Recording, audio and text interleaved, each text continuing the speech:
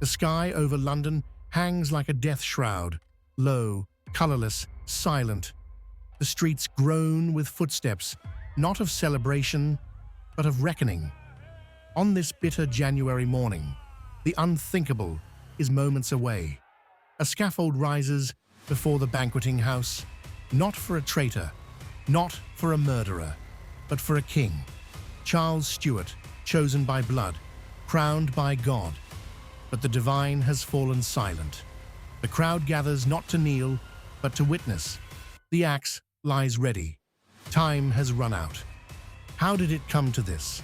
What poison ran so deep through a kingdom that it would lead its people to sever their king from his throne and from his head?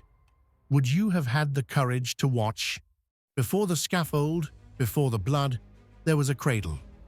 Charles Stuart was born on a cold November night in 1600, in the shadowed halls of Dunfermline Palace in Scotland.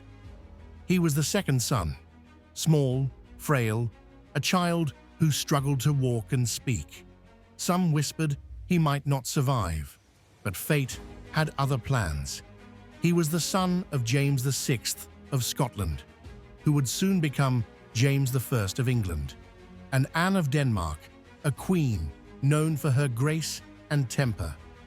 From birth, Charles was wrapped in royal expectation, baptized under a ceiling of gold and scripture.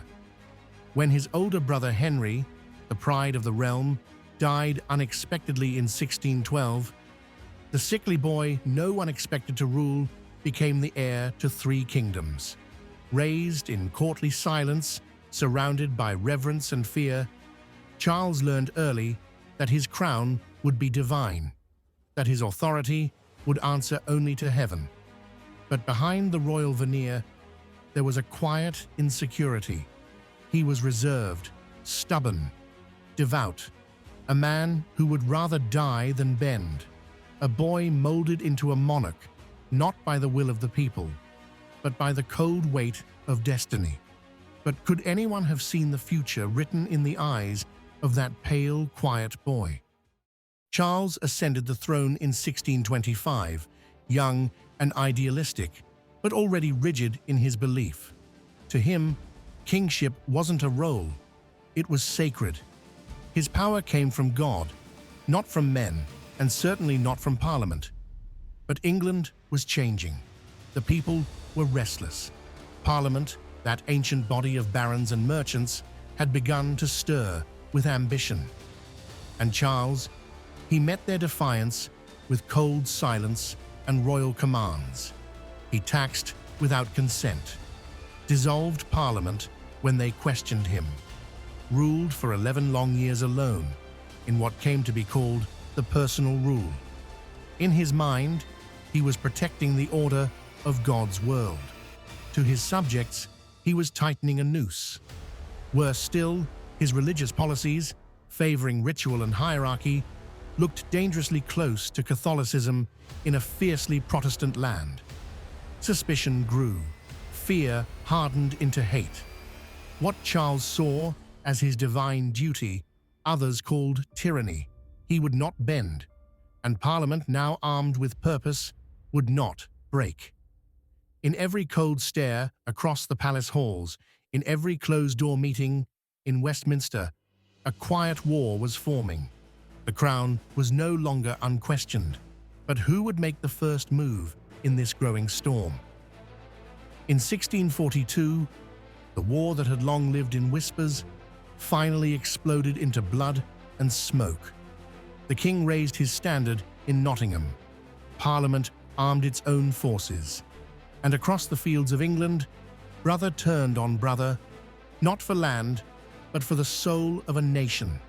For 7 years, the land burned, castles fell, towns starved, and still Charles would not yield. Even in defeat he plotted, even in capture he schemed. After his forces were shattered and Oxford fell, Charles surrendered, not to Parliament, but to the Scots, hoping for leniency. He found none. They handed him over. His throne was in ashes, and now his fate lay in the hands of men who had once bowed before him. Parliament was divided. Some still believed in negotiation. But the army, hardened, radicalized, and led by men like Oliver Cromwell, had lost all patience. They purged Parliament in a single, ruthless move, Pride's Purge, removing any voice that dared speak for the king. What remained was a rump, ready to do the unthinkable. No English king had ever been tried. The very idea reeked of treason. But what if treason no longer came from below, but from above? January 1649. The Great Hall at Westminster, ancient stone and shadowed windows, became a stage for history's most dangerous performance. A king was to be tried, not by foreign enemies, but by his own people. The High Court of Justice, a body created for this single purpose, now stood in judgment over the son of James and heir to centuries of monarchy. At its head, John Bradshaw, a man cloaked not just in black robes, but in fear. For even presiding over this court could mean death if the winds turned. Charles entered, defiant, not humbled, not pleading, his hair grayed, his gaze steady. He refused to recognize the court, declaring, "A subject may not judge his king." His words echoed off the ancient stone, but they did not move his accusers. The charges were read: tyranny, betrayal, the waging of war against his own people. He denied them all, but he was not allowed to defend himself. This was not a trial of evidence. It was a trial of symbolism, a reckoning of power. And on January 27th, the verdict was given. Guilty. Sentence: death. The silence that followed was heavier than any gavel's strike. A king had been judged by men, and in just 3 days, his blood would spill where laws were once sworn. But would his death end the war, or begin something far darker? Dawn broke cold and cruel over Whitehall. It was January 30th. The scaffold stood before the banqueting house, the very palace where Charles had once danced, ruled, and prayed. Now it waited to take his head. He wore 2 shirts, not out of vanity, but to prevent shivering, so the crowd wouldn't think he trembled with fear. He walked slowly, steady, past rows of soldiers who dared not meet his eyes. The streets were thick with silence, broken only by muffled sobs and the creak of wood beneath his feet. Charles turned to the crowd. "I am the king," he said, calm and clear. "I die a faithful man to my God, a good man to my people." He knelt, laid his neck upon the block. A signal was given. The axe fell in a single clean stroke.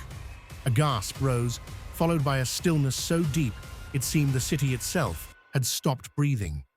The executioner held up the head. Blood dripped from a face once called sacred. Somewhere, a woman fainted. Somewhere else, a child screamed. The deed was done. The divine right was severed with a blade. But as the crowd turned and scattered like ash in the wind, did they feel justice or something far colder? The axe fell, and with it, the monarchy.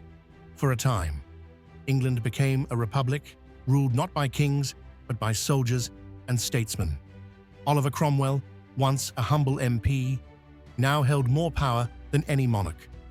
But peace never came easy. Shadows lingered where the crown once sat. Those who signed Charles's death warrant, the regicides, were hunted down after the monarchy was restored in 1660. Many were executed. Some fled. None ever escaped history. Charles II returned to the throne, but the world had changed. A line had been crossed. No king would ever be truly untouchable again. And Charles I, to some, a martyr, to others, a tyrant undone by his own arrogance. But in the end, who truly sits in judgment? The king or the people? Or is justice itself Just another crown we learn to fear. More than 370 years later, the death of Charles I is still remembered. Each year on January 30th, the day of his execution, a solemn ceremony is held at the banqueting house in London. Wreaths are laid, prayers are spoken, and history breathes again. Some still call him Saint Charles, King and Martyr.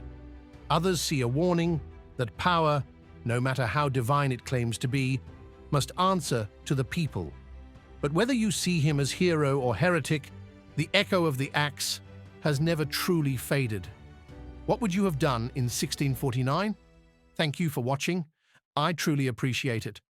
We're on a journey to 1,000 subscribers. Can you help us get there? Don't forget to like, comment, share, and subscribe. And we'll see you in the next one. Question of the day. Do you believe Charles I deserved to die, or was he a victim of history's harshest lesson? Let us know your thoughts in the comments below.